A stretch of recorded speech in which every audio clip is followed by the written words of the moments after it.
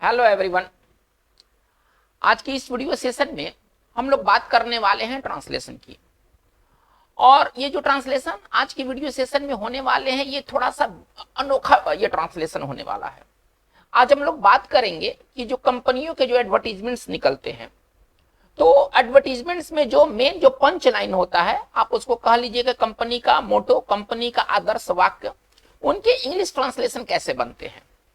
देखिए, हिंदी में बात कुछ और कहा जाता है और उसी चीज को कहने के लिए हम इंग्लिश के एक दूसरे पैटर्न का इस्तेमाल करते हैं।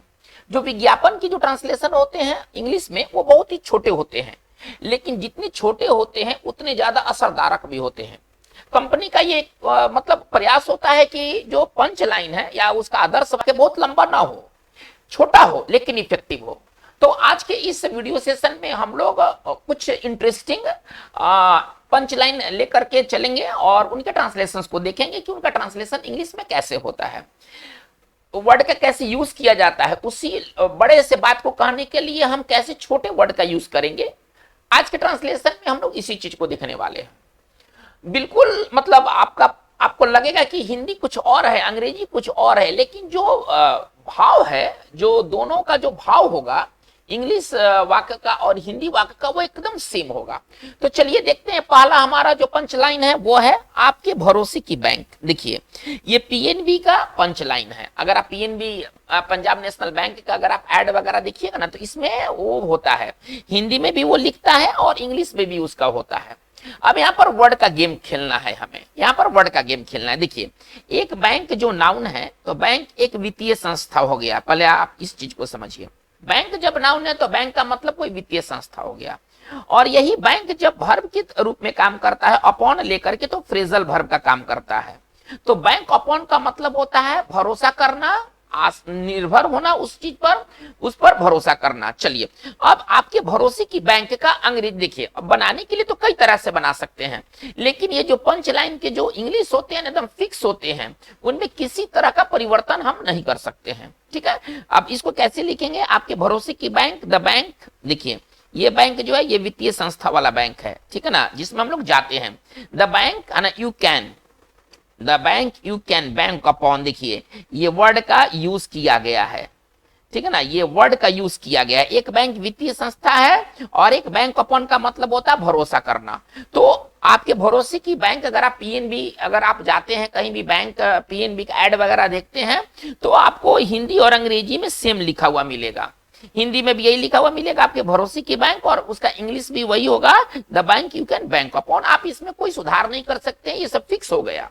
हालांकि भरोसा करने के लिए और भी इंग्लिश हो सकता है, लेकिन जो इस्तेमाल किया गया है वो बैंक ऑफ ऑन इस्तेमाल किया गया है। चलिए हम देखते हैं हमारा दूसरा पंच लाइन क्या है। कह रहा है क्या? हर घंटे सुहानी घंटी, हर घंटे सुहानी घंटी। HMT ये घड़ी का ये पंच लाइन है, हर घंटे। देखिए, अब इसको छोटा में कहना है, बड़ा भी कहा जा सकता है इस बात को, लेकिन एडवर्टीजमेंट के जो पंच लाइन होते हैं ना, वो छोटे होने चाहिए और असरदारक होना चाहिए, जो मतलब किसी पढ़ने वाले का ध्यान आकृष्ट कर ले, उसके इमोशन को खेले, उसके इमोशन के साथ खेले। ठीक है, अब हर घंटे सुहानी घंटी, इसको लिखना है तो कैसे लिखेंगे? आवरली, ये कैसे बनेगा? आवरली, ये वो है आवरली चाइम्स। देखिए, ये चाइम्स, रिंग, जो घंटी का जो बजता है ना, समय समय पर घंटे पर बजता, उसको चाइम्स कहते हैं। आवरली चाइम्स, ये हो गया हर घंटे। देखिए, ये बहुत ही शॉर्ट वे में बना। हिंदी तो थोड़ा सा बड़ा भी है, अंग्रेजी तो और भी कम है ना, अंग्रेजी तो और भी छोटा है। तो एडवर्टीजमेंट के जो ट्रांसलेशन होते हैं ना, वो बेहद ही छोटे होते हैं लेकिन जबरदस्त होते हैं। अब ये आवरली चाइम्स है ना, ये आपके इमेजिनेशन को ये कैच करेगा, ठीक है ना, आपके ये इमेजिनेशन को कैच करेगा। चलिए हम आगे देखते हैं, कुछ और बेहतरीन पंचलाइन देखते हैं। भरोसे के पीछे अनेक कारण, ये गोदरेज कंपनी का ये पंचलाइन है, ठीक है ना। भरोसे के पीछे अनेक कारण, बनाने के लिए तो आप कई तरह से बना सकते हैं, लेकिन कंपनी इसको कैसे लिखती है ना? Trust has so many reasons. कैसे लिखती है? ट्रस्ट मतलब भरोसा, trust has so many reasons, sorry, trust has so many reasons, trust has so many reasons. ये देखिए, ये आप देखिए, हिंदी और अंग्रेजी आपको अलग अलग लगेंगे, लेकिन दोनों का जो अंदर का जो भाव है ना, वो एक ही होगा। आप अगर इस इंग्लिश को अगर पढ़ते हैं और इसके भाव को अगर आप कैच करने की कोशिश करते हैं तो इसका भाव वही आएगा जो कि हिंदी में लिखा हुआ है।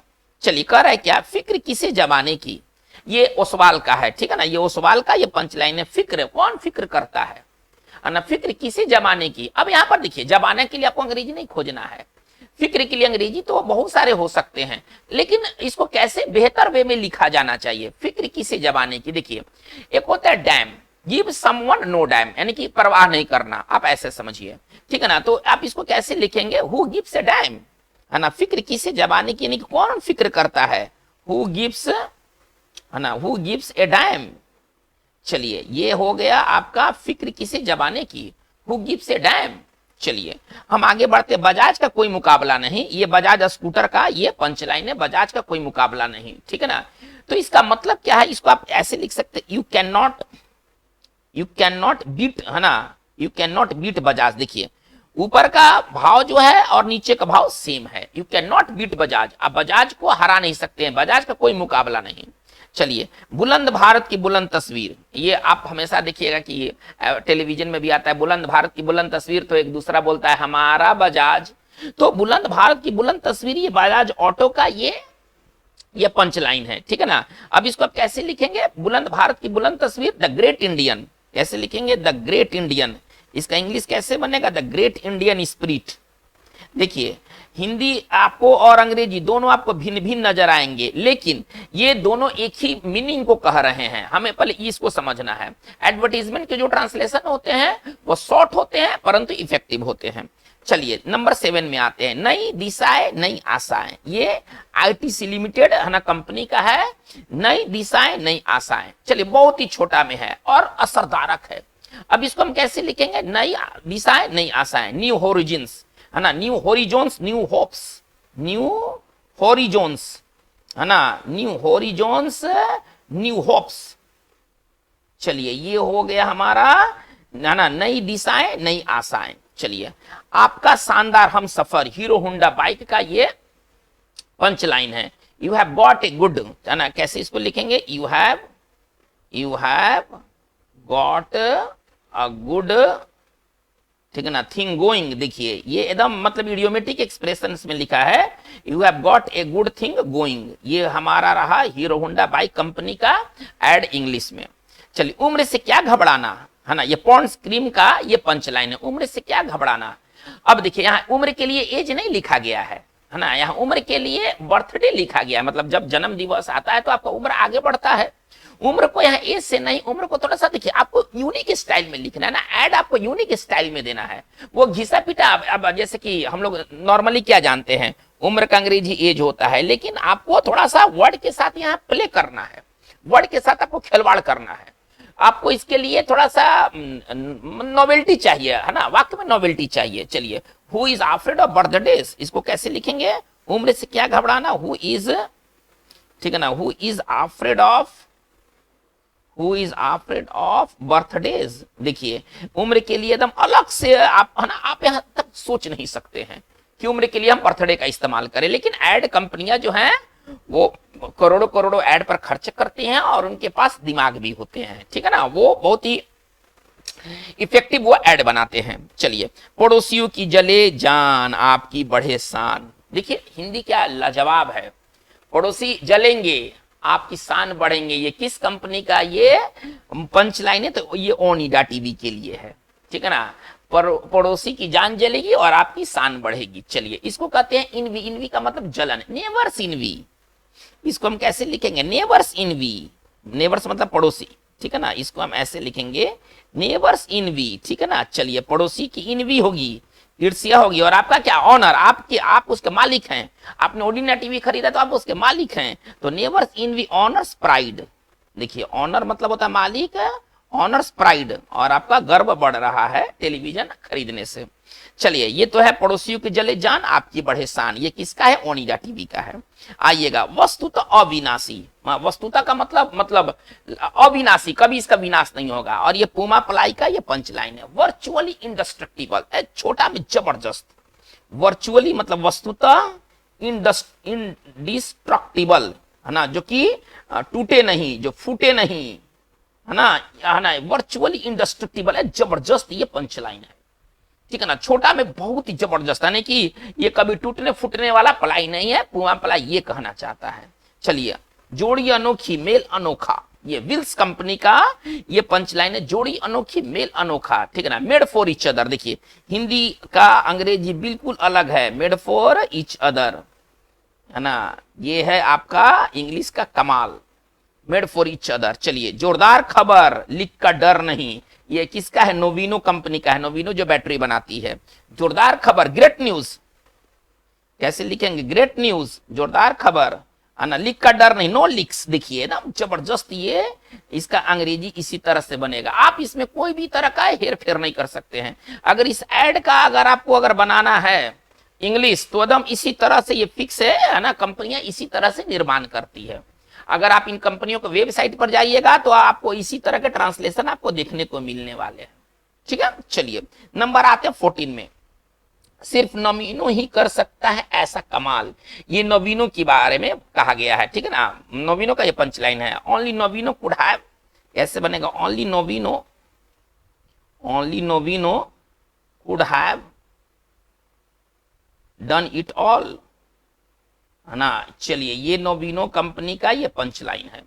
चलिए, नोविनो का एक और है ना, ये इसके थोड़ा एक से ज्यादा पंचलाइन है। टेक्नोलॉजी का सही विजय, टेक्नोलॉजी का सही विजय, इसको कैसे लिखेंगे, a real Triumph of, a real Triumph of, Triumph का मतलब विजय होता है, a real Triumph of technology, a real Triumph of technology. चलिए, तो यह नोविनो कंपनी का है, कार्य कि लगिए और दिखिए जमा किसी भी उम्र में, लगिए और दिखिए जमा किसी भी उम्र में। थोड़ा इंग्लिश तो हिंदी तो बड़ा भी है, अंग्रेजी शायद इसका और भी छोटा निकल जाए। पॉन्ड्स क्रीम का ये पंच लाइन है, लगिए और दिखिए जमा किसी भी उम्र में। चलिए, कैसे इसको हम लिखेंगे, लुक एंड फील, देखिए हिंदी में दिखिए बाद में है, लेकिन अंग्रेजी इसका लुक पहले बनेगा, look and feel, look and feel, ठीक है ना। चलिए, young at any as, young मतलब जमा, चलिए एट एनी एज, किसी भी उम्र में, तो ये हमारा इंग्लिश का इफेक्टिव एक पंचलाइन है। चलिए, 17 में आते कर है कि एक शीतल एवं शांत एहसास, एक शीतल और शांत एहसास, ठीक है ना, ये है निहार कोकोनट आयल का है पंचलाइन। अब चलिए, इसका ट्रांसलेशन कैसे बनता है, ए कूल एंड स्ट्रेस, है ना, ए कूल शांत है, और एक शीतल, कूल एंड शांत का मतलब स्ट्रेस को एकदम हटा देगा, है ना, हमारे अंदर स्ट्रेस को हटा देगा। ए cool and stress soothing, and stress, stress मतलब तनाव, जो तनाव को जो राहत दे, स्ट्रेस सूदिंग, चलिए, है ना, एक्सपीरियंस, ये है आपका को निहार कोकोनट आयल का। चलिए, दमक हम पर लिखी सबको दिखी, ये तो जबरदस्त है, हिंदी में भी जबरदस्त है, अंग्रेजी तो इसको और जबरदस्त बनेगा। रेडियंस यू सीट, कैसे लिखेंगे, radiance, radiance you see it, आप रेडियंस देखते हैं, radiance you see it, I feel it, और मैं अनुभव करता हूं, आपको रेडियंस दिखाई देता है और मैं इसको क्या करता हूं, देखिए, दमक हम पर लिखी, यानी कि हम इसको देख महसूस करते हैं, और सबको दिखी यानी कि हर कोई से देखता है, तो रेडियंस यू सी इट, यहाँ यू का मतलब एवरीवन ले लिया गया है, आई फील इट। चलिए, मुखड़ा ही दर्पण आत्मा का कराए दर्शन, देखिए तो कितने लाजवाब ये सारे पंचलाइन है।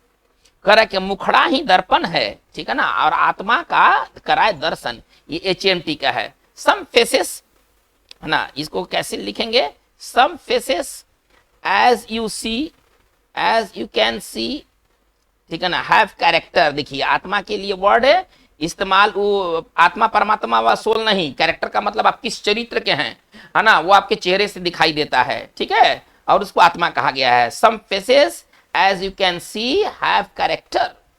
चलिए, अब इसके बाद एक और ले लेते हैं, नंबर 20 में आइए, आप भी मुग्ध चकित रह जाएंगे, ये MP टूरिज्म, मध्य प्रदेश, ये टूरिज्म का, ठीक है ना, मध्य प्रदेश पर्यटन विभाग का ये पंचलाइन है, करे कि आप भी मंत्र मुग्ध रह जाएंगे। छोटा है, हिंदी में भी छोटा, अंग्रेजी भी छोटा होगा। इट इज सरप्राइजिंग, कैसे इसको लिखेंगे, इट इज सरप्राइजिंग, चलिए, a lot of people like you, चलिए, तो ये हमारा रहा ये पंच लाइन कंपनी के हो सकते हैं, किसी संस्था के हो सकते हैं, किसी संगठन के हो सकते हैं, और ये पंच लाइन होते हैं बहुत ही मतलब इंटरेस्टिंग होते हैं। इनको अगर आप हिंदी में भी पढ़े, आप इंग्लिश में भी पढ़े, आपके ये मन को जीत लेने वाले ये पंचलाइन होते हैं, ठीक है ना। हम लोग इतने दूर तक नहीं सोच सकते हैं जो ये कंपनियां जो पंचलाइन क्रिएट करती है, ठीक है ना। तो बच्चों आज के इस वीडियो सेशन में बात इतना है। ये कोई एग्जाम्स के लिए वीडियो सेशन नहीं बनाया गया है, ये बस सिर्फ दिखलाने के लिए कि हम वर्ड का यूज कैसे करते हैं, हमें वर्ड के साथ कैसे खेलना है, हम किसी बड़े लाइन को छोटे शब्दों में कैसे इफेक्टिवली कह सकते हैं। आपके ये नॉलेज को कहीं ना कहीं तो जरूर इंक्रीज करेंगे, ठीक है ना, और आपके सोच को ना एक नया डायरेक्शन देंगे। आज की बात बस इतना ही। Thank you very much.